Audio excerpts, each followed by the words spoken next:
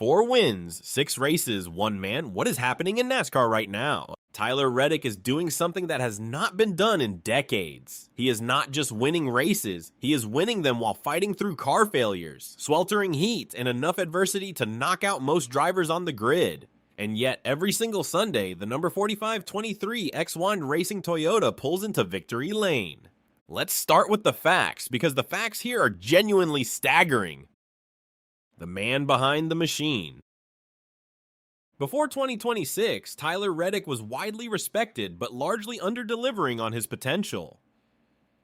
He spent years grinding through the NASCAR Cup Series at Richard Childress Racing, showing flashes of brilliance but never quite breaking through at the highest level. Then came the move to 23X1 Racing, the team co-owned by Denny Hamlin and NBA legend Michael Jordan, and everything changed. Except in 2025, it didn't. Not yet. 2025 was the year that should have been Reddick's breakout. Spotter Freddie Kraft had already ranked him right there in the top 3 to 5 drivers in all of NASCAR. A driver with, in Kraft's words, no weakness. Road courses, intermediate tracks, super speedways, Reddick could handle them all, and yet he didn't win a single cup race the entire season. The speed was there, the results weren't. That makes what is happening in 2026 all the more remarkable.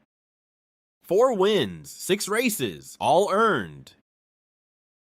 Going into 2026, Reddick has won 4 of the first 6 races on the schedule. That number alone demands historical context. Going back to the dawn of NASCAR's modern era in 1972, only 2 other drivers also won 4 times in the first 6 races of a season. Dale Earnhardt in 1987 and Bill Elliott in 1992. Reddick now stands alongside 2 of the most iconic names in the sport's history. But here's what separates his run from those legends. Reddick's floor in his non-wins has been arguably higher. He has shown greater consistency even on the weeks he didn't win, which means this isn't just a hot streak built on chaos. It is sustained elite level performance, and it has not been easy. Reddick himself made that clear after his Darlington victory. You could say 3 of the 4 wins we've had to fight through some level of adversity, whether it's issues with the car, getting caught up in an accident, or having to hold off the field basically like in Coda, Reddick said. For us to be put through these things, that in my opinion kept us from winning a year ago. To fight through these things and then still win is very remarkable.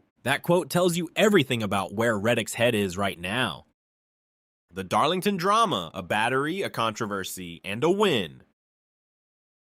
The most dramatic moment of this young season came at Darlington Raceway, where Reddick started on pole and promptly experienced alternator issues from the very first lap. This wasn't a minor inconvenience. It knocked out his cooling systems entirely, meaning no cool suit in the brutal South Carolina heat for the entire race. Then, during a pit stop, the 23X1 team swapped out his battery. In NASCAR, that kind of mid-race change raises immediate red flags. The sport's post-race inspection process is strict, and disqualifications have been handed out for far less. So when Reddick crossed the finish line first, the question spread through the garage: would the win hold? It did. NASCAR's Vice President of Race Communications, Mike Ford, clarified the rules on the Hauler Talk podcast shortly after. We don't have any rules as far as the size of the batteries, but the vehicle still needs to make weight, Ford had explained. If you start with a heavy battery and you swap to a lighter battery and you came in underweight, then you could have a DQ on your hands. So moving to a larger battery, as long as it matched the rules, which the number 45 did, you're good to go.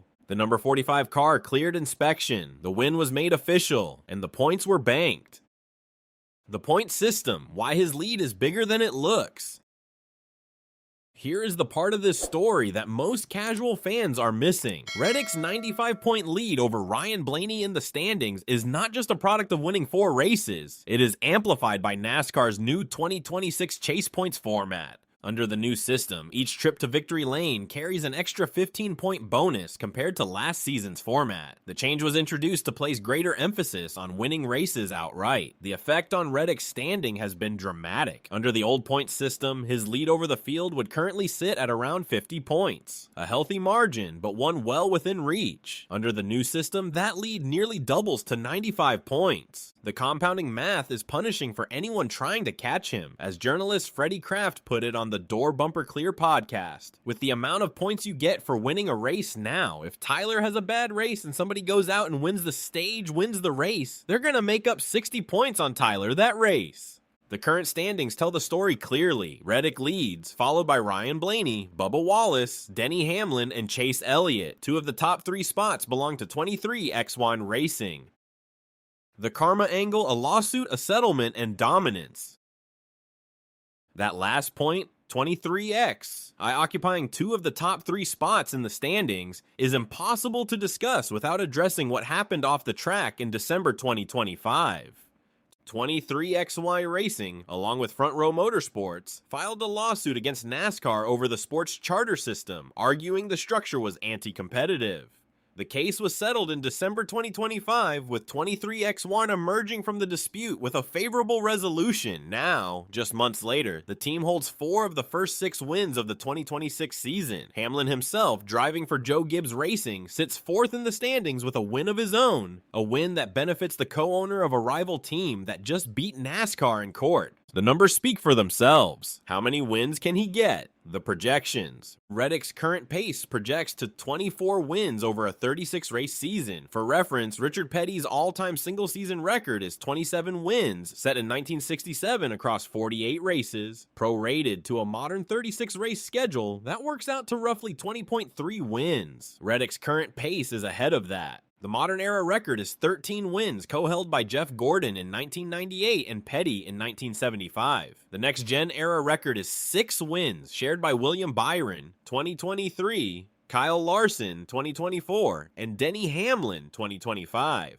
According to track-specific simulations anchored to recent data, Reddick is most likely to finish the year with 6 or 7 total wins. There is a 47% chance he surpasses 7 wins and breaks the next-gen record outright, a 4% chance he reaches double digits, and a 0.15% probability, roughly 1 in 650, that he ties Gordon's modern record of 13. But there is one glaring gap in his resume: short tracks. In 36 career cups starts on short tracks, Reddick has 0 wins. This week's race, the Cookout 400 at Martinsville Speedway, is a half-mile short track. If there is anywhere his streak gets tested, it is here, this Sunday. Can anyone stop him?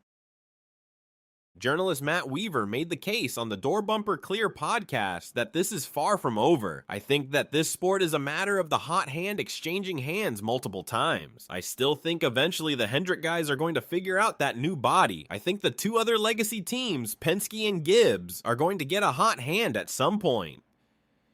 History backs that caution. Christopher Bell won 3 of the first 4 races in 2025, then didn't win again for more than 6 months. Reddick leads the 2026 NASCAR Cup Series by 95 points. He has 4 wins in 6 races.